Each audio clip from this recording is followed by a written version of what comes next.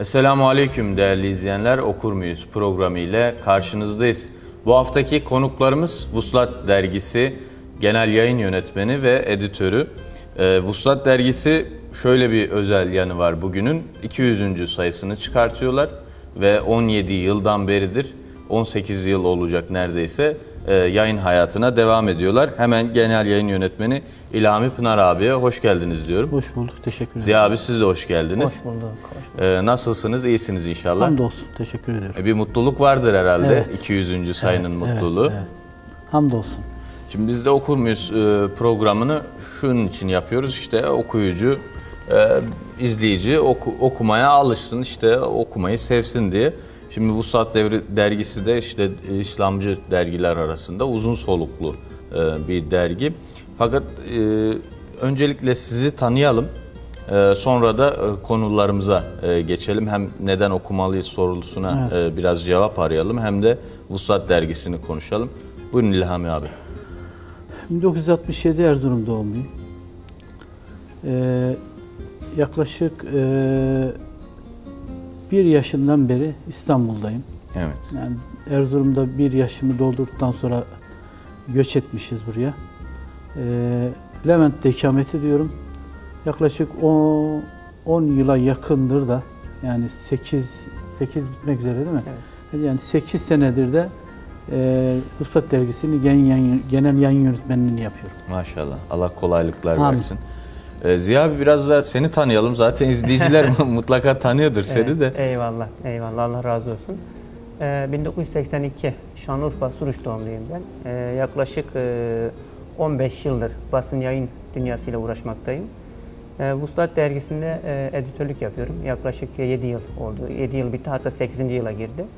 Evliyim, 3 tane çocuğum var. İstanbul'da yaşıyorum. Evet, Allah kolaylıklar versin size de. Şimdi İlhami abi, seninle başlayalım ve devam edelim. Şimdi şu haberi gördüm geçenlerde. Türkiye daha doğrusu Avrupa'da en çok kitap basan, bandrol basan ülke olmuş. En çok 4. ülke olmuş. Yani 4. sırada. En çok basanlar arasında. Evet. Fakat okuma oranlarına baktığımız zaman işte 180 küsur ülkeden 160. sıralarda, 150. sıralarda. Yani Türkiye'de kitap satılmıyorsa o zaman niye basılıyor, ya da okunmuyorsa niye basılıyor? Sizce bu rakamlar birbirini çelişkisi nereden geliyor acaba? Şimdi ben de yani aklımda kaldığı kadarıyla bir Japon bir senede 24 kitap bitirirken evet, bir Türk bir taneyi zor bitiriyor. Genelde biz toplumumuz böyle kulaktan dolma, dinleme, çünkü zora talip olmuyor. Türk toplumu, yani okuma meselesi, ben biraz yayıncılığa başlamadan önce de kitap piyasasını yakinen takip eden birisi olarak İslami camianın bütün kitaplarını gidip Cağaloğlu'nda olsun, bizim zamanımızda Beyaz Saray vardı. Neredeydi Beyaz Saray? Beyaz Saray, Beyazıt Meydanı'nda bir hanın, Beyaz Saray İş Hanı diye.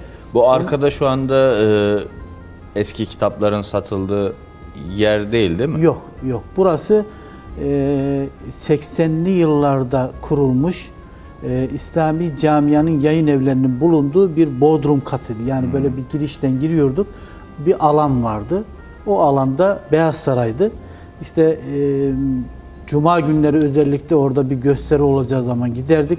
Gösteriden sonra Beyaz Saray'a gider, yeni çıkmış kitapları hararetle alıp, hatta bir tane 2 tane değil, alıp böyle 10 tane 20 tane alıp götürüp arkadaşlara vermek. Hatta iyi hatırlıyorum. Oradan alıp mahalleye geldiğim zaman, mahalleye daha çay ocağına gitmeden, çay ocağına varmadan yakalıyordular beni. Evet. Abi kitaplara bakalım diye açıyorlar. Kitapları tek tek alıyordular. Şimdi gerçekten şu son 10 senedir basım, yani kitap basımı, ki sol yayınları biliyorsunuz, yani karşı cenahtaki insanların bizden fazla kitap okudukları, bizden fazla kitap yazdıkları vaka. Yani bunu kitaplarda, işte söyleşilerde duyuyoruz ve bunların görselini de gördük. Yani ben mesela İstiklal Caddesi'ndeki sahaflara gittiğim zaman, yani binlerce tercüme kitap gördüm. Roman. O sol yayınlarının, solcuların çıkarttığı Evet. kitapları gördüm. Binlerce. Hiç hayatımda görmediğim kitapları sahaflarda gördüm. Bizden önce bu işe başlamışlar. Haroları hala da devam ediyorlar. Bizim camiada haroları kitap satıyor, o doğrudur. Yani basıyor ve satıyor. Yani bu yayın eviyle uğraşan arkadaşlarla dinliyoruz, şey yapıyoruz ama nitelikli bir okumaya bunu döndüremedi Müslümanlar. Yani ne yaparsak yapalım bu alışkanlık böyle 50 yaşından çok istisnalar hariç belli bir yaştan sonra olmuyor. Evet. Belli bir o melekeyi kazanmak, diyorlar ya işte Batı çocuklarını ufakken okumaya alıştırıyorlar. Yani ailece bir okuma var. Mesela Ziya kardeşin güzel bir sözü vardı. Abi biz çocukları kitap okutmak için çocuklarımızı alıyoruz, fuara götürüyoruz. Fuarda istedikleri kitapları evde okuma şenlikleri düzenliyoruz. İşte bu usulle çocuklarınıza büyüdükleri zaman kitapla aşina oldukları için okuma ister istemez kendinden bir meleke olacak. O meleke olduğu zaman da nasıl insan karnı acıkıyorsa kitap okuma hissi, mesela ben geç olsa bile yani 23-24 yaşlarında asker dönüşü şuurlanmam oldu. O zaman okuma melekesi kazanmaya başladım. Şimdi bir hastalık oluştu. Yani mutlaka okuma, bir gün okumadan geçiremiyorum. Evet. Mutlaka eve de geç gelsem, işim de olsa, toplantım olsa, eve gidip yatsı namazı kıldıktan sonra mutlaka okuma. Ben okuma metodunuza değineceğim fakat Ziya abiye dönelim. Evet. Şimdi okuma melekesinden bahsetti ve işte hani belli bir yaşta başlanılması gerektiğini bahsetti. Peki siz mesela genç nesilden umutlu musunuz? Hani baktığınız zaman, çevrenize baktığınız zaman, basından takip ettiğiniz kadar genç nesil sizce okuyor mu? Bence okuyor. Ben okuduklarını düşünüyorum. Ama bu okuma nasıl derseniz orası biraz tartışmalı. Çünkü insanlar Twitter'da, Facebook'ta, Instagram'da ve sanal dünyada bir şekilde televizyonda buna dahil edersek izliyor, takip ediyor, şey diyor. Bu aslında bir şekilde okumadır. Ama bu nitelikli bir okuma mıdır? Değil. Bu nitelikli bir okuma değil. Gençleri okumaya alıştırmamız gerekiyor. Bu konuda çalışmalar yapmamız gerekiyor. Kitap konusuyla alakalı mesela gençler çok kitap yazıyor. Şimdi böyle bir şey de var, moda da var diyelim. Ya şimdi okumadan nasıl yazılıyor peki? İşte sıkıntı o, orantı yok. Yani eğer bu insanlar bu kadar çok kitap çıkıyorsa bir ülkede, yani o yazanlar sadece okusa okuma oranı zaten yükselecek. Demek ki yazanlar da galiba okumuyor. Yani böyle bir şey çıkıyor. Ama ben her zaman umutluyum. Yani gençlerin önemsenmesi gerektiğini düşünüyorum. Okumayla ilgili de bu temelden başlayan bir şey. Ben kendi ailemde bunu gördüm. Yani eğer biz çocuklarımıza kendi ailemizde, kendi etrafımızda bu okuma alışkanlığını alıştırırsak... Şimdi özellikle mesela senin anlatmanı istiyorum abi. Şimdi belki izleyiciler arasından da yapmak isteyip fakat belli bir örnek görmediği için yapamayan izleyiciler de vardır. Yani nasıl ailende, nasıl bir metot uyguladın ve nasıl başarılı oldun? Eyvallah, eyvallah. Ben bunu biraz anlatayım. Ama ben önce şöyle bir taktiğim var, şöyle bir mantığım var daha doğrusu. Bence ben diyorum ki bir şahsiyet öncelikle günlük bir gazeteyi takip etmesi gerekiyor. Haftada bir kitap bitirmesi gerekiyor. Ayda bir de mutlaka bir dergi takip etmesi gerekiyor. Yani bunun üçünü bireysel anlamda yapmalı. Bunu hem hanımlar yapmalı hem erkekler yapmalı. Bunu önce kendimize kodlamamız lazım. Bizim yapacağımız bir şey.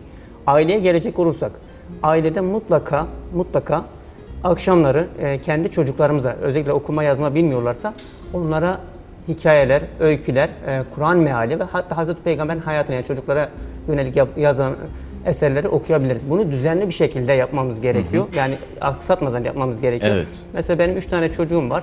Çocuklarım yani 4 yaşındayken ben test ettim. Dergiyi koydum, kitabı koydum, gazeteyi koydum. Bunlar hangisidir? Yani karıştırıyorlar mı? Karıştırmıyorlar. Mesela kitabı da söylediler, dergiyi de söylediler, gazeteyi de söylediler. Bu kitap, bu dergi, bu gazete. Bu bir aşinalık olmuş. Mesela biz akşamları çocukları yatırmadan önce mutlaka onlara bir hikaye, bir öykü okuyoruz. Bu bir müddet sonra alışkanlık haline geliyor. Artık hatta bazı öyküler çok uzun olduğunda yarım kalıyor. Yani ertesi güne sarktığı gibi aynen dizi gibi oluyor. Yani çocuk merak ediyor. Sonu ne olacak? Bir sonrakini hatta ben de okurken ben de merak ediyorum. Yani ne olacak diye. Bu bir alışkanlık haline geliyor. Artık yani mesela biz okumadığımız zaman diyelim ki yorgun düşüyoruz, çocuk bizi ısrar ediyor. Mutlaka Evet. okuyun diyor.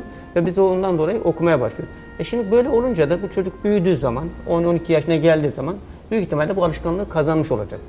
Bu şekilde bir metot uygulanırsa, düzenli uygulanırsa ve evde mutlaka televizyonun kapatılması gerekiyor. Televizyon sürekli açık olmaması gerekiyor. İnternet özellikle olmaması gerekiyor. Yani olacak ama o saatlerde olmaması gerekiyor. Özellikle de yani erkekler, yani babalar evlerine girdikleri zaman telefonlarını mutlaka kütüphanelerine, kitaplıklarına bırakmaları gerekiyor. Yani köşelerine çekilip işte şeyle uğraşmaması gerekiyor telefonu. Aynı zamanda birlikte akşam yemeği yemek, bunlar hep önemli şeyler. Birlikte işte kitap okumak, yine salonda olur bu. Birlikte Kur'an okumak, eşimizle beraber bunları yapmak. Bu çok önemli bir şey ve çok etkisi de oluyor. Bu sahada olmak demektir. Yani ben bu şekilde yapıyorum. Biz ailemizde bunu test ettik. Şu anda halen bunu sürdürüyoruz. Benim çocuğum birisi 7 yaşında, diğerleri 5 yaşında ve bu şekilde gidiyor. Ben inanıyorum ki yani eğer biz böyle yaparsak, herkes bireysel anlamda yaptığı zaman bu başarıya ulaşılır yani. Evet. Peki İlhami abi, sana döneyim şimdi. Şimdi bizim kültürümüzde olmadığı için mi biz okumuyoruz? Yoksa bizim kültürümüzde vardı da okumak. Evet. Yani çünkü baktığımız zaman hani biz de hiç okumayacak gibi durmuyoruz aslında, evet, da ya geçmişte yaptıklarımıza baktığımız zaman, ama ne oldu da şimdi okumuyoruz? Evet. Yani biraz klasik olacak ama mesela bu soruya her zaman her Müslümanın verdiği cevap Peygamber sallallahu aleyhi ve sellemin Hira mağarasındaki aldığı ilk vahiyle. Evet. İkra bismi rabbikellezi halak. Ayetiyle bu biz Müslüman olarak kültürümüz, medeniyetimiz okuyla başlamış. O ikranın üzerine bu medeniyeti kurmuşuz. Bizim medeniyetimiz kitap medeniyeti. Tabiri caizse bu fıkıhla uğraşanlar hep bunu izah ederler. Derler ki bizim medeniyetimiz su medeniyetidir. Efendim biz, evet, suyla abdest, taharet, temizlenmek, su bizim için çok önemlidir. Kitap bizim için çok önemlidir. Bizim medeniyetimizde var. Yani ilk kütüphaneyi biz kurmuşuz. İlk kitapları biz neşretmişiz tabiri caizse. Okuma, onun üzerine bir medeniyetin nasıl inşa edildiğini, medeniyetimizin içerisindeki umdelerini görebiliyoruz. Biz okuma alışkanlığımız var. Biz kesinlikle okumadan gelen bir milletiz. Okumuşuz. Yani merhum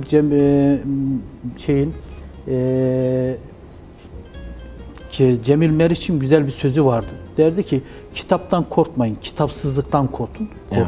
Yani biz kitaptan bugüne kadar bu tabiri caizse 800'ün başlarına kadar, 1800'ün başlarına kadar hep kitaptı. Bizde yazma, milyonlarca kitap yazma. Özellikle mesela Endülüs'ün ortadan kaldırıldığı tarihi hatırlayın. Evet. Haçlılar tarafından Fransız bir filozofun tabiriyle diyor ki 1 milyona yakın kitap yakıldı. Yani onun Batı'nın o kitapları görmesi mümkünatı yoktu. Ve sözünün sonunda diyor ki 6 tane mi işte birkaç kitap kurtardık. Hepsini kurtarsaydık bu medeniyet, Batı medeniyeti daha da etkin olacaktı. Yani o Rönesans'ın, sanayi devriminin Müslümanların etkisi altında kaldığını yani biliyoruz. Avrupa'nın aydınlanması, tabii, Endülüs'te yakılırken kurtarılmış kitaplarla olduğu yani söyleniyor. Aydınlanma bizim kitaplarımızda oldu. Bizden oldu. Bizim medeniyetimizden oldu. Biz de bu medeniyeti kitabın üzerine kurduk. Yalnız şimdi öyle bir ortam oluştu ki Müslümanlar şu araştırmalarda, yani sırf kitap için demiyorum ama yani birçok araştırmaları bunun içine dahil edebiliriz. Yani araştırmalar biraz sanki yanlı gibi gözüküyor. Yani biz kitap hiç okumuyoruz değil. Mutlaka kitap okuyoruz. Çünkü bu kadar yayın, az önce bahsettiğiniz, evet, çok kitap çıkması nerelere gidiyor bu kitaplar? Yani insanlar alıp hepsi işte kütüphanem olsun, güzel güzel dursun diye mutlaka diyenler vardır diye düşünüyorum. Ama genelde de okuyordurlar. Ama bunu biz bir amele dökme, bu okuduklarımızı insanlara aktarma olsun da sanki biraz usul sıkıntımız var gibime geliyor. Yani bunu nasıl aşabiliriz sizce işte, yani? Şimdi yani bu okuduklarımızı, yani şimdi şöyle söyleyeyim, biraz eski 900'ün başlarına gidersek, özellikle Müslüman kitle için söylüyorum. her şeyden uzaklaştırıldı. Bilinçli bir şekilde uzaklaştırıldı. Yani bu ticaretten tutun, okumaya varana kadar, kendi dinlerini öğrenmeye kadar varana kadar uzaklaştırıldı. Bu vakadır. Tarihe baktığımız zaman, kitap okumasak, tarihe bakmasak bile yaşlı insanlarımızla konuştuğumuz zaman bu vakanın idrakine varabiliyoruz. Evet.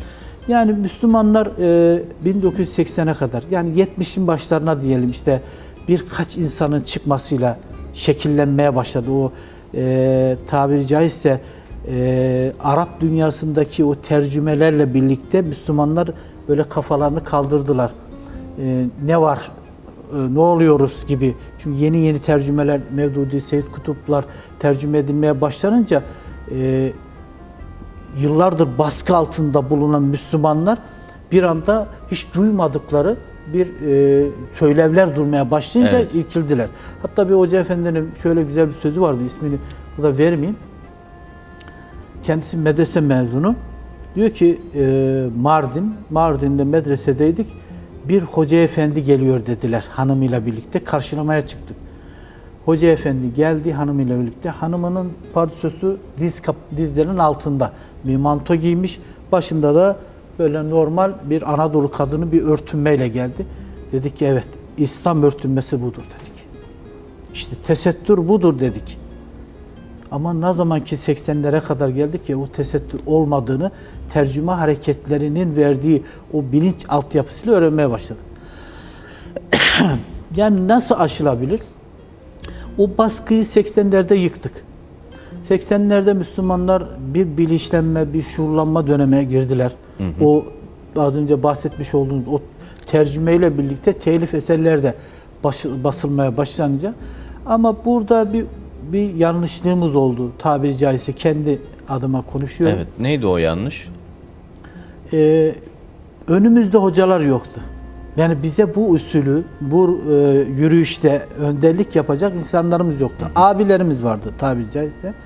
O abilerimiz de bizden fazla bir şeyi yoktu. Evet. Yani o da Yaş farkı, biraz tecrübe biraz farkı. daha tecrübe kitaplar okunmuştu. Ben Arap dünyasındaki İslam akımlara baktığım zaman bunu görüyordum. Yani Arap dünyasının her hareketin, her davanın bir şeyinde bir alimi görüyorsun. Yani bir gün Cezayir'deki o FİS'in bir hareketini baktığımız zaman, yani o dönemi yaşadığım için diyorum. Yani ekranlardan işte falanı aldılar, Ali Belaç'ı aldılar. İşte falan geldi, falan geldi. Gelen gideni aratmıyordu. Evet. Şimdi bakıyorsunuz Türkiye'de böyle bir ortam var. Ha bu ortam kabullenmezsek bile ama vaka yapacak başka bir şey yoktu. Az önce bahsettiğim o sıkıştırmanın, o baskının neticesinde elinizde olmuyor. Elinizde hiçbir şey kalmamış. Evet. Size önder olacak. Yani Osmanlı'nın aile hayatı, Osmanlı'da sosyal hayatla ilgili kitapları, özellikle İstanbul Büyükşehir'in bastığı bazı kitaplarda böyle okurken orada gördüğüm bir şey vardı. Mahalle mektepleri, mahallenin imamı, mahallenin hocası gibi böyle her mahallede, her semtte alimi, hocası, mektebi, medresesi, mahalle mescidi gibi böyle toplumu kuşatmış bir Mahallenin şey var. Abisi gibi. Bir de abilik böyle, vardı yani, çünkü sahiplenme vardı. İşte daraldığı zaman bir insan bunlarla bu ilişkiyi kurabiliyordu. Yani zaten ailede başlıyordu bu eğitim. Yani aileden sokaktaki imama kadar, mescide kadar bu devam ediyordu. Ama şimdi gelinen noktada bu seküler, modern toplumda artık bunlar bitmiş. Şimdi şöyle bir şey soruyorum o zaman sana. Yani biz verimli okumak için ya da işte daha çok okumak için, daha bilinçli bireyler yetiştirmek için illa Osmanlı dönemine dönmemiz mi gerekiyor? Yani bu dönemde biz bunu beceremez miyiz? Evet, bu şöyle olması lazım. Yani mutlaka tabii bu toplumun nasıl dejenere edildiğini bir örnek adına, yani böyle bir geleneği sürdüremedik. Bir kopukluk yaşandı. Evet. Araya bir inkıta koydular, bir kesinti koydular. Aramızı kuramadık. Biz şimdi nitelikli okuma grupları oluşturma adına ve bilinçli okuma adına mutlaka bir şeyler yapacağız bunu. Tabii. Halihazırda gördüğüm kadarıyla Müslüman kitleler, cemaatler, gruplar, dernekler, vakıflar, STK'lar bu hususta habire çalışmalar yapıyorlar. Burada nitelikli okuma hususunda kendi yani bizim cenahımızı, yani az önce ifade ettiğim gibi sol cenah gerçekten çok kitap okuyor. Hakikaten de öyle. Yani ben onu birebir müşahede etmişim. Ellerinde bütün klasiklerden tutun bütün o yabancı eserleri tek tek okuyan abiler, kardeşler tanıyorum. Bizim de böyle sana STK'lar gruplarında okuma grupları oluşturulmuş. Verimli, kaliteli, özverili okumalar mutlaka yapılıyor. Ama bizde dediğim gibi yani bir usule riayet edilmediği için az önce programdan önce bahsettiğim Hoca Efendi geldiği zaman bir usulü, yani çünkü Müslümanlarda bir usul yok yani. Evet. Yani bir şeyin künhüne varabilmesi için yapması gereken bazı kural ve kaideler var. Kitap okuma da böyle bir şey. Yani bugün biz mutlaka bunu yapabiliriz. Bizim Müslümanlar olarak yapmamız gereken ana şey Kitabullah'ı iyi bilmemiz lazım. Evet. De başta bu. Yani bakıyorsunuz bir Hoca Efendi'den dinlemişim. Hocam bir araya girsem. Buyur. Ziya abiye bir soru sorsam sonra Kur'an-ı Kerim'in okunmasının önemine geçsek. Ziya abi şimdi hocam da bahsetti, İlhami hocam da bahsetti. Okuma gruplarından bahsetti. Sen bunu faydalı buluyor musun? Yani çünkü son zamanlarda ben de çok karşılaşıyorum. Herkes bir okuma grubu, okuma halkası oluşturup aynı kitabı okup tahlil ediyor arasında. Aynen. Bunun faydası, zararı nedir acaba sence? Eyvallah. Şimdi bir kere okumanın hiçbir zaman için zararı olmaz. Mutlaka faydası olur. Evet. Önce bir hadis-i şerifi hatırlatmakta fayda var. İlim erkek ve kadına farzdır.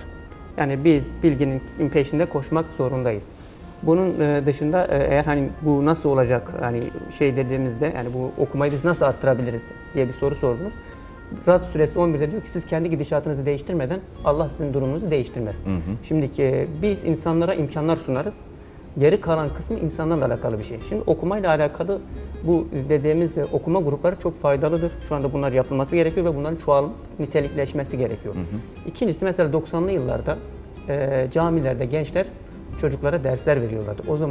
O zaman ben mesela okuma alışkanlığım oradan geliyor. Evet. O zaman o gençler gelen çocuklara yaş gruplarına göre kitaplar tavsiye ederler ve kitaplar verirlerdi. Hatta onların ellerinden tutup onları kitapçılara götürürlerdi ki orada artık onlar da kendi büyüdükçe alışsınlar diye. Mesela o gelenek çok önemliydi. Bunun gibi yine aynı şekilde okuma salonları, okuma dernekleri kurulabilir. Aile içerisinde yine aynı şekilde okuma saatleri olabilir. Bunların ben faydalı olduğunu düşünüyorum. Ama bunlardan en önemli şeyin kişinin kendi yetersizliğini bilmesi gerekiyor. Yani çünkü bilmeyen toplumlar bilen toplumlara boyun eğerler. Bireysel anlamda da bu böyle. Eğer siz bilmezseniz birileri size hükmetmeye başlar. Dolayısıyla insanın önce kendisine başlıyor. Sonra da bizim yani bu sivil toplum örgütlerinin bu imkanları gençlere açması gerekiyor. Bunun için de kapsamlı projelerin yapılması gerekiyor. Okuma anlamında bunu faydalı görüyorum. Yani bunlar faydalı olabilir ama bunu daha çok çoğaltmak için ne yapmalıyız? Mesela kitapçıların kapanmamasına yardımcı olmalıyız. Yani kitapçılar kapanmaması gerekiyor. Bir ton kitap çıkıyor ama kitapçılar kapanıyor. Evet. Ya bu da bir problem. Kitapçılara gitmemiz gerekiyor. Kitapçılardan kitap almamız gerekiyor. Kütüphanelerin de biraz formatı değişti. Buna da değinmek ister misin? Yani kütüphaneler şöyle bir şey. Şu anda kütüphanelere evet. Şimdi herkes ders çalışmak için gidiyor. Sadece işte üniversite sınavlarına çalışmak için giden gençleri falan görüyorum. Aynen sürekli. öyle. Yani sadece oraya ders çalışmak için gidiyor. Halbuki oraya kültür kitabı okumak için. Yani insanlar orada bir şeyler üretmek için gider. Burada bizim kültürümüzde var. Ders çalışmak için gidiyor genç. Daha sessiz bir ortam. Halbuki sesli bir ortam olması gerekiyor. Daha sessiz bir ortam. Orada soru çözüyor sadece. Halbuki kütüphanelerin işlevi o değil ki yani.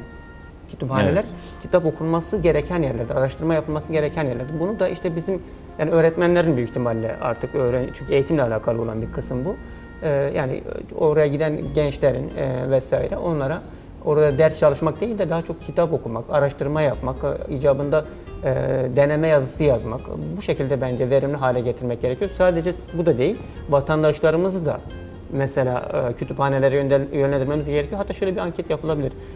Sokaklarda vatandaşlara hiç kütüphaneye gidip gidilmedi sorulabilir. Yani acaba kaç kişi kütüphaneye gitti bugüne kadar? Ya da kütüphanenin yerini biliyor mu? Evet. Bunlar önemli şeyler. Yani bu şekilde ama önce sivil toplum örgütlerine çok iş düşüyor bence. Dediğim gibi yani okuma grupları önemli. Bunları çoğaltabiliriz. Aile içerisinde okumayı yine yapabiliriz. Daha sonra da yani bu bireysellikle de alakalı bir şey. Dediğim gibi yani Rad suresi 11 bunun en önemli şey. Hatta Enfal suresi 86 mıydı? Yanılmıyorsam orada da toplumsal değişimden bahsediyor. Yani önce bireysel değişim, sonra toplumsal değişim. Evet. Yani bu şekilde olur diye düşünüyorum ben.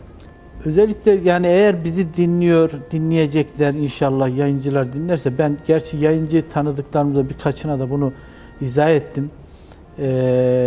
Anlatmaya çalıştım meramımı. Ama tabii meramım ne kadar tesir oldu bilemiyorum da nitelikli kitaplar 90'lı yılların ortasından itibaren hep böyle popüler kitaplar basılmaya başlandı.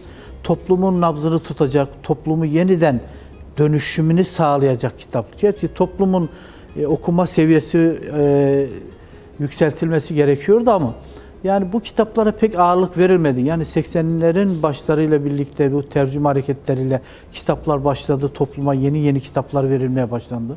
Düşünce seviyelerini arttırma ama 90'ların ortalarından itibaren o popüler kitaplar gündeme gelince artık insanlar çünkü zihinlerini böyle düşünmeye, tefekkür etmeye çok zor bir şey yani.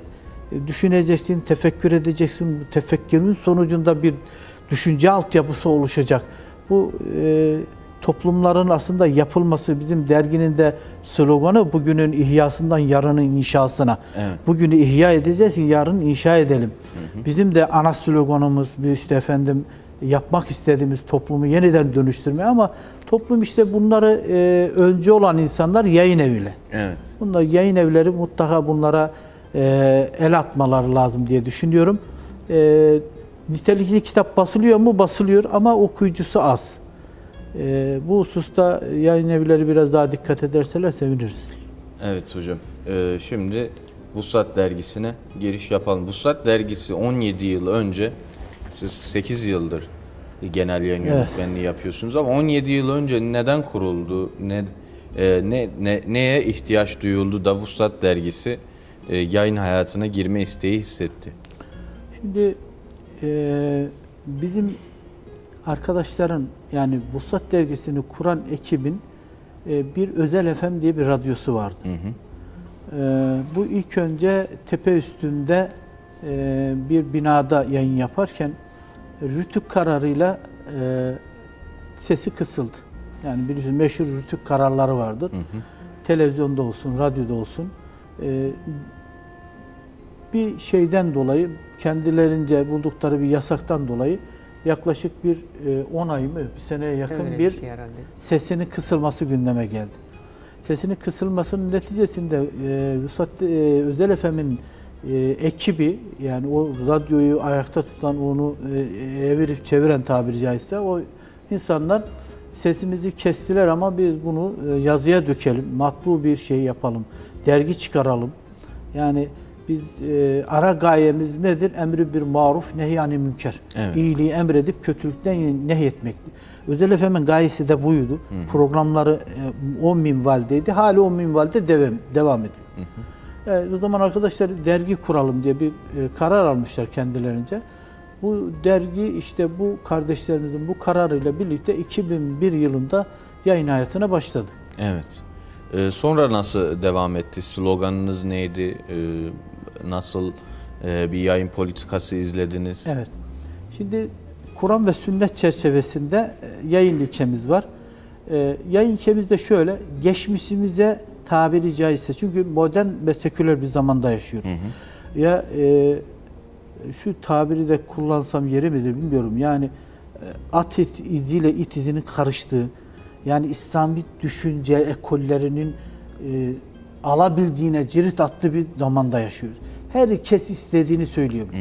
Herkes istediğini özgürce söyleyebilir.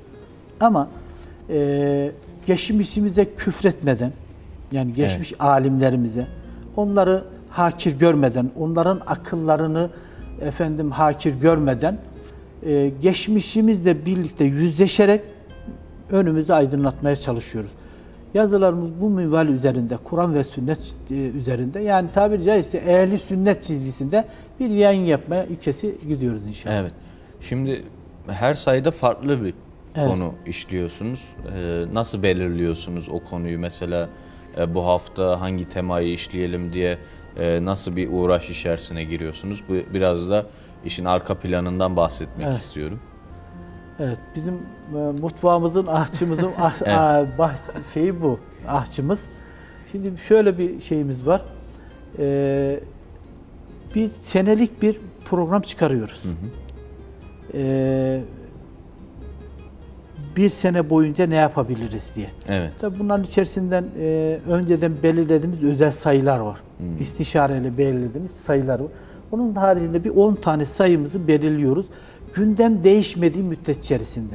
Yani çok özel Müslüman kitlelerin... Mesela Kudüs'e özel bir sayı çıkardınız mı? Çıkarttık. Bir Değil mi? değil, Şimdi, kaç tane çıkarttık? Şey var. Hani Kudüs'ün işte başkent yapılması meselesinde birçok dergi Kudüs'e özel mesela çıkardı. Bunun gibi yani özel bir mesele olduğu zaman konu değişiyor, yani, değişebiliyor. Hatta o konuda biz daha önceden vurgu yaptık. Kudüs davamızdır diye bir sayı yaptık daha önceden, yani bundan 5-6 ay önce. Sonra da yani 3 ay önce de dedik ki zulmün kod adı İsrail. Evet. Yani aslında biraz hatırlatmaya çalıştık ama yani şimdi bu konuda... bizim şöyle bir şeyimiz var. Yani biz sayılarını belirliyoruz ama toplumda ilgilendiren, toplumu ilgilendiren önemli bir şey gelse o sayıyı hemen es geçebiliyoruz. Yani biz yayın kurulumuzda belirliyoruz toplumun nasıl bilgilendirebiliriz. Toplum mesela en son sayılarımızdan birisi hurafeydi. Gerçekten sanal alemde sizden dikkatini çekmiştir. O kadar hurafeler başladı ki hala hazırda devam ediyor. Buraya gelirken bir arkadaş yine bir şey atmış. Allah rızası için bunu paylaşırsanız eviniz şöyle olacak. Bereketleneceksiniz. Yolda seni beklerken attı arkadaşlar. Yani bakıyorum bu arkadaşlar biraz az buçuk namaz kılıyor, bir şeyler yapmışlar ama bu hurafenin bu gibi, yani artık sanala girdi bu iş. Bunun insanlara nasıl aktarabiliriz? Bunların bu sanal alemdeki, yani bunu tespit ettikten sonra bunu kime yazdırabiliriz? Yani güzel yazacak, bilgilendirecek, hem de düşündürecek. Yani en yetkin insanı aramak çabası. İşin ehline vermek. Evet. Yani sadece bu sayıda bu çıksın, bu yazı çıkarsa ne olursa olsun değil de bunu nasıl okutabiliriz? Yani bazı yazılarımız var ki bizim Ziya daha iyi biliyor. Yani Hürriyet Gazetesi'nde de çıkmış değil mi? Giyinik çıplaklar. Evet. Ahmet Kalkan hocamızın. Çeyrek tesettüre karşı. Evet. Yani öyle bir makale yazdırmıştık. Güzel tuttu ve Hürriyet Gazetesi'nde de alınmıştı. Sanal alemde yaklaşık 10-15 tane haber sitesi de yayınlanmıştı. Yani mutfağı bu şekilde hazırlayıp Ziya kardeşimize veriyoruz. Evet. Ziya abi, şimdi dergiciliğin bir zor noktası var mı acaba? Yani her şey kolay, tamam işte konu belirliyoruz, yazacakları belirliyoruz, sonra yazılar böyle su gibi akıp geliyor mu? Yoksa bu arada bir zorluk var mı? Mutfağındasın madem, bize bir zorluğundan da bahset. Eyvallah. Şimdiki mutlaka her sanatın bir zorluğu vardır. Hatta dergi editörlüğü için de şu söylenmektedir. Yani bir editörün tanımı yok. Yani diyorlar ki siz dergiyi siz mi yazıyorsunuz? Hayır, onu yazarlar yazıyor. Tasarımı siz mi yapıyorsunuz? Hayır, onu grafikerler yapıyor. Dağıtımı siz mi yapıyorsunuz? Hayır, onu PTT yapıyor. Peki siz ne yapıyorsunuz diyorlar. Kalan geri bütün işi biz yapıyoruz. Evet. Böyle bir şey var, tanımlaması var. Şimdi tabii ben Vuslat Dergisi'ne 116. sayıda dahil oldum. Şu anda dergi 200. sayıya ulaştı. Bu da 85 sayı demek. Ben öncelikle buradan o sayıya kadar, 116. sayıya kadar ki süreç içerisindeki editörlere, genel yayın yönetmenlerine, yazarlara teşekkür ediyorum. Çünkü onların getirdiği bir şeyin üzerinden biz gidiyoruz. Tabii ki mutfak bölümünde mutlaka zorlukları vardır, kolaylıkları da vardır. Bir kere yani buradan Hasan Sabaz abimize de herhalde ondan ya duymuştum ya da başka birisinden, karışmasın şimdi. Diyor ki o yani insanlar para verir, kitap alır okur. Biz yazı okuruz, üzerinden para alırız. Yani bizim de böyle bir özelliğimiz var derginin. Yani daha doğrusu editörlüğü. Yani bu hangi editör olursa olsun fark etmiyor. Şimdi Vuslat Dergisi 200. sayıya ulaştı. Mutfak bölümünde biz öncelikle şöyle bir şey yapıyoruz. Yani bizim 8 kişilik bir yönetim kurulu üyemiz var. Onlar bir beyin fırtınası yapıyor.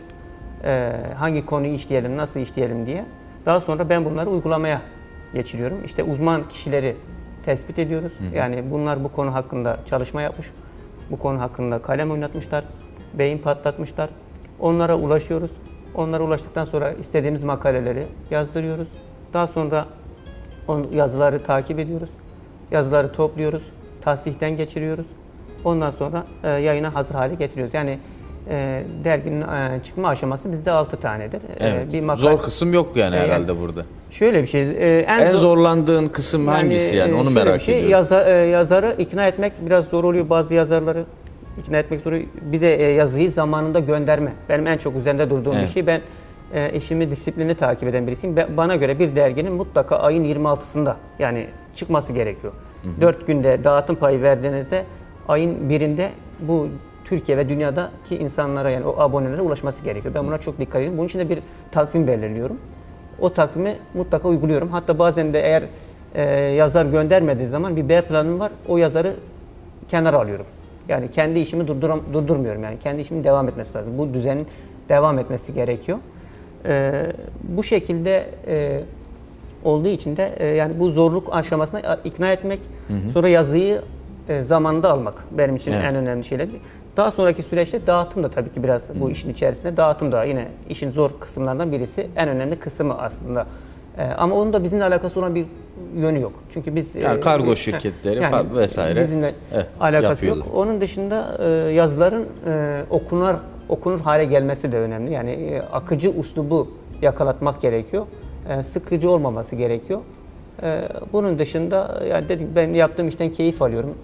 Yani eğer siz bir işi severek yaparsanız mutlaka kolaylığını da bulursunuz. Çünkü ayet-i kerimede de sabit. Diyor ki her zorlukla birlikte mutlaka bir kolaylık vardır. Yani siz işi kolaylaştırırsanız, sisteme bağlarsanız iş güzel bir şekilde gider. Dediğim gibi Vuslat dergisi her ay aşağı yukarı aksamadan zamanında çıkar. Hatta matbaacı arkadaşlar da beni bu konuda tebrik ediyorlar. Yani en işini düzgün takip eden dergi olarak söylüyorlar. Çünkü bizim Nisanur ve İnzar dergisi editörleri de izliyordur herhalde bunu. Eyvallah. Çünkü ben şöyle bir şey, ben grafikere aksama payı veriyorum. Matbaaya da aksama payı veriyorum, yazara da veriyorum. Çünkü diyorum ki grafiker hasta olabilir. Yani mesela sana 2 günde teslim ettiği şeyi bir gün denk gelir, grip olur.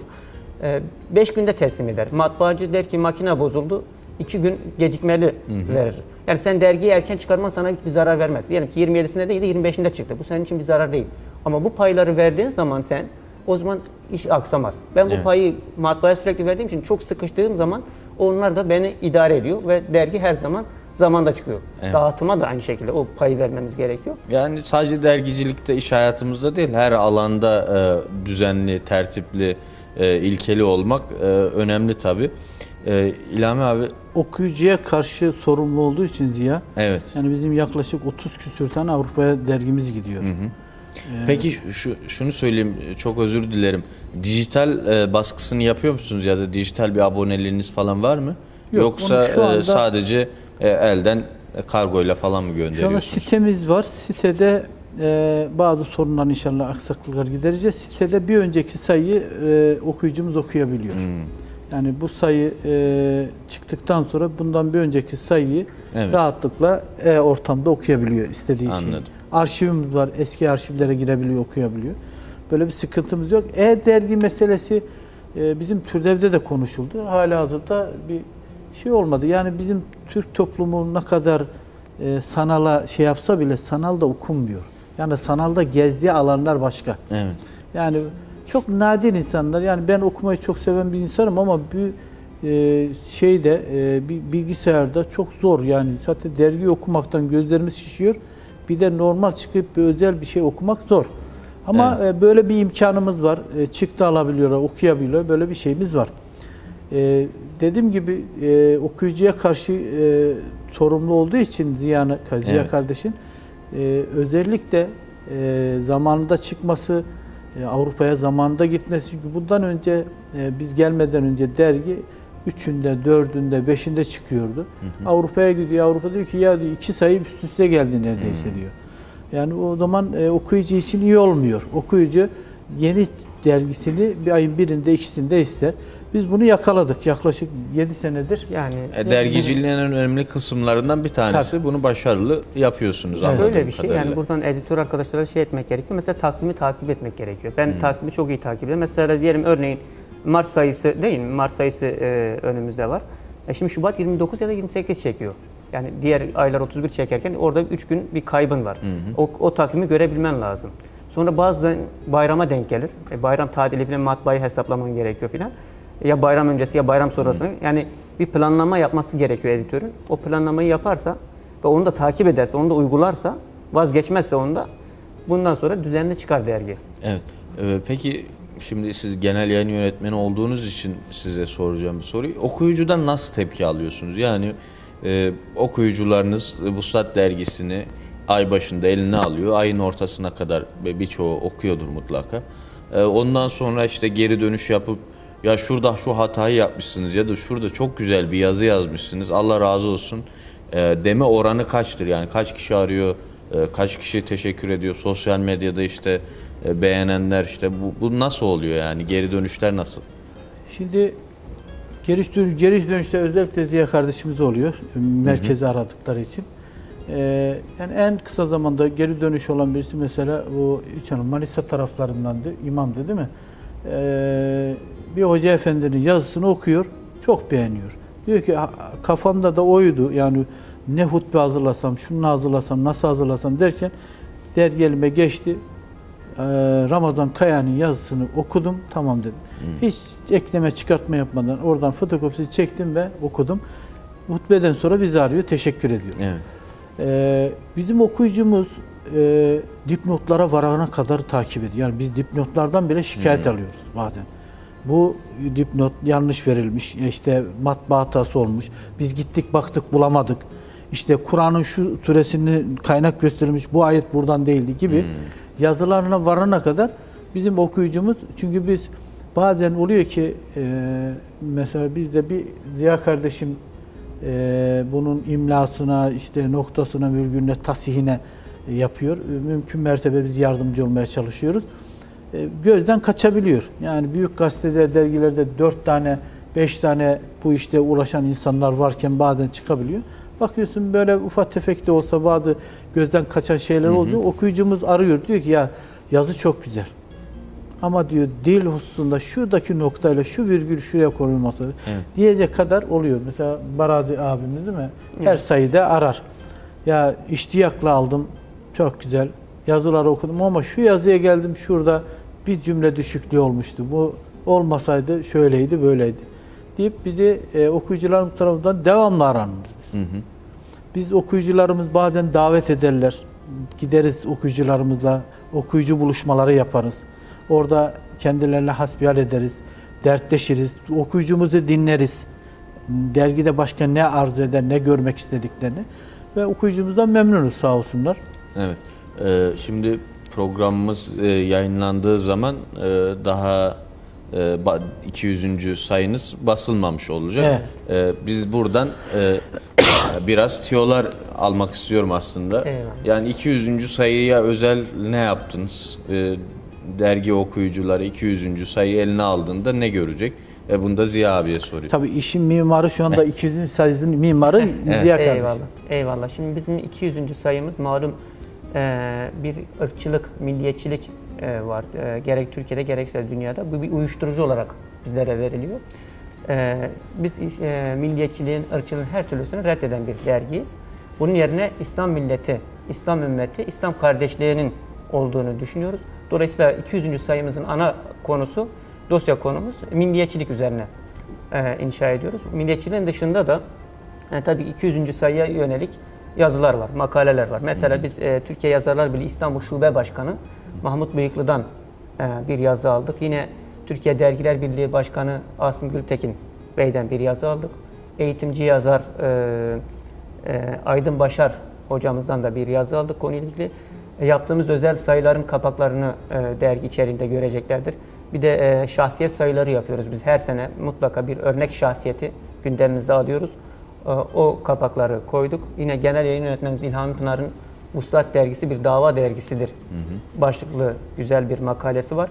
Vuslat Yayın Kurulu'nun yazdığı bir makale var. 200. sayıyla alakalı olan kısmı bu. Diğer kalanında yine aile, sağlık, düşünce, deneme ve dosya yazılarıyla dergimiz inşallah Allah'ın izniyle ayın birinde okuyucularının elinde olmuş olacak. Evet. İlhami abi, şimdi diyelim ki 200'e geldik. Peki 200'den sonra ne olacak? Yani bir yenilik, bir değişim bekliyor mu Vuslat dergisi okuyucularını? Yoksa biz işte yolumuza devam ediyoruz mu diyeceksiniz? Yani bir değişim olacak mı acaba? Şimdi şu anda derginin tasarımı hakkında ve şey hakkında bir değişim düşünmüyoruz. Yayın ilkelerimiz neyse o şekilde devam edeceğiz inşallah. Yani bizim kurulmuş amacımız, dünyaya geliş amacımız, yani Allah'a kul olmak. Onu nasıl yapabiliriz? Hep birlikte. Yani biliyorsun İslam dini fert dini değildir, cemaattir. Biz Müslümanlar bir arada Allah'a nasıl kul olabiliriz? Birlikte olarak, cem olarak, cemaat olarak, işte bir topluluk olarak ne yapabilirizin arayışı içerisindeyiz. Bu arayış içerisinde toplumu nasıl inşa edebiliriz diye toplumun o, çünkü bugün 80'de neyse bugün yeni çıkan olayları toplum yeniden bilinçlendirme adına biz gözlemliyoruz şu anda. Gözlem içerisindeyiz. Bu gözlemin neticesinde bize ulaşan, yani tabii bunu istişare sonucunda, mesela devamlı bunu Ziya ile istişare halindeyiz. Bu özellikle milliyetçilik hususunda da ateşli fikirleri vardı Ziya kardeşimin, sağ olsun. Abi bu hem gündemi yakalama adına işte başlıkları hangi konuda hocalara yazdırabiliriz? Toplumun şu açıkları var. Bunları kendi bulunduğumuz, bizi mesela şu anda 3000 basıyoruz. 2600 tane dağıtıyoruz. Bunları takriben, yani bizi takip edenlere yuvarlak bir 10.000 hesap etsek, aileleri, çolukları, çocukları, komşuları bir 10.000 kişilik bir kitleye hitap ediyoruz. Bizim gücümüz bu. Bu 10.000 kişilik topluluğa, fertlere biz neyi var? Toplumda ne hastalık var? Gündemin sonucunda çıkan hurafe. Evet. İşte özel sayılarımız. Mesela Ehl-i Sünnet sayısı diye bir sayı çıkartmıştık. O kadar dejenere oldu ki bu Ehl-i Sünnet sayısı. Herkes önüne gelen ben Ehl-i Sünnet'im diyor. Yani burada isim vermek istemiyorum, olayları anlatmak istemiyorum ama yani... Tabii o farklı bir program konusu yani. Rencide edecek bir şekilde biz de ne yapıyoruz? Bizim toplumumuz bu Ehl-i Sünnet nedir? Yani herkes Ehl-i Sünnet'im ya, ama bunu nedir? Bunun umdelerini, ilkelerini, bu toplumu yeniden inşa etme adına Ehl-i Sünnet demek budur, bu genel Kur'an'a bakışı, sünnete bakışı, nasıldır? Bunları vererek toplumu yeniden inşa et. Çünkü bizim toplumumuz gerçekten yani saf, ne derse hemen kanıyorlar insanlar. Yani adam sakallı, takkeli, hoca ne diyorsa hemen kanıyor mu? Kanıyor. Yani görüyoruz, hayatın içerisindeyiz. Kanmamaları için. Daha bilinçli bir toplum inşa etmek. Mesela hurafeler başında attığımız başlık, yani sen dinini bilmezsen sana batılı din diye sunarlar. Evet. Sen batılı din diye bilmemen için biz sana buradan bu dergiyle bu 10.000 kişiye hakkın nasıl bir şey olduğunu, nasıl anlaşılması gerektiği hususunda sana yazılar veriyoruz. Sana düşen ey kardeşim, o günkü çıkan o ayki makaleyi okumak, makaleleri, o şeyleri okumak, tefekkür etmek. Dönüşün varsa da bize döneceksin. Gittiğimiz zaman bölgelere davet ediyorlar okuyucular. 5 tane bir yerde şey var. Abi bugün bir kahvaltıya gelseniz diyorlar. Gidiyoruz, kahvaltımızı yapıyoruz. Oturuyoruz, konuşuyoruz, dertleşiyoruz. Onlar bizi arıyorlar. Yeni fikirler gündeme geliyor. Böyle bir yayın politikası izliyor inşallah. Evet. Allah kolaylık versin. Amin. Süremizin sonuna geldik. Ziya abiden son sözlerini alıp programı kapatmış olacağız. Buyurun Ziya abi. Ben izleyenlerimize şunu tavsiye etmek istiyorum. Yani mutlaka bireysel anlamda programın başında da söylediğim gibi bu Vuslat olur, İnzar dergisi olur, Semerkant dergisi olur. Aklıma gelmeyenler var. Hangi dergi olursa olsun mutlaka ayda bir dergiye abone olalım. ya da bayiden alalım. Bana göre en nitelikli okuyucu gidip dergisini bayiden alandır. Yani bayiden alalım. Zahmet çekin. Haftada bir 120 sayfalık mutlaka bir kitap bitirmeye çalışalım ve mutlaka evimize bir gazete alalım. Ben bunu tavsiye ediyorum. İkincisi, diğer editör arkadaşlarımıza da, meslektaşlarımıza da şunu söylüyorum. Bir dergiye yardım etmekle ışığından bir şey kaybetmez. Yardımlaşmalıyız. Çünkü dergiler birlikte daha güzel, daha olumludur. Ben bunu söyleyeceğim. Başka da bir şey söylemiyorum. Size teşekkür ediyorum. Rica ederim. İlhami abi, var mı senin söylemek istediğin, hem Vuslat dergisiyle ilgili olabilir hem Yani son programın sözlerim şöyle akışıyla? olsun. Yani bizim Vuslat dergisini tanıma adına mesela böyle bir şeyimiz vardı. Biz imamlar serisi başlattık özel. 2016 Ebu Hanife özel sayısı, 2017 İmam Şafii özel sayısı çıkarttık. Böyle bir şeyimiz var. İnşallah son sözlerimi söylüyorum. İmam Malik, İmam Ahmet bin Hanbel'i çıkararak bir kitap halinde inşallah yayın hayatına sunacağız. Çok güzel bir düşünce, çok güzel bir Çünkü tarz.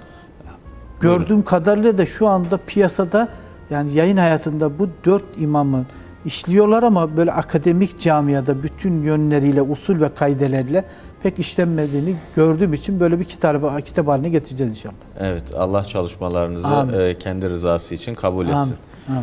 Çok teşekkür ediyorum ben de Biz size. teşekkür ediyoruz. Vuslat dergisine de yayın hayatında başarılar diliyorum. Müsaadenizle programı kapatacağım. Evet değerli izleyenler, bugün Vuslat dergisi ekibini konuk ettik Okur Muyuz programına. 200. sayılarını çıkardılar. Hayırlı olsun. Burada neden okumalıyız sorusuna da biraz cevap aradık ve o Vuslat dergisinin biraz da mutfağına girmiş olduk. Bir dahaki programda görüşmek dileğiyle, Allah'a emanet olun.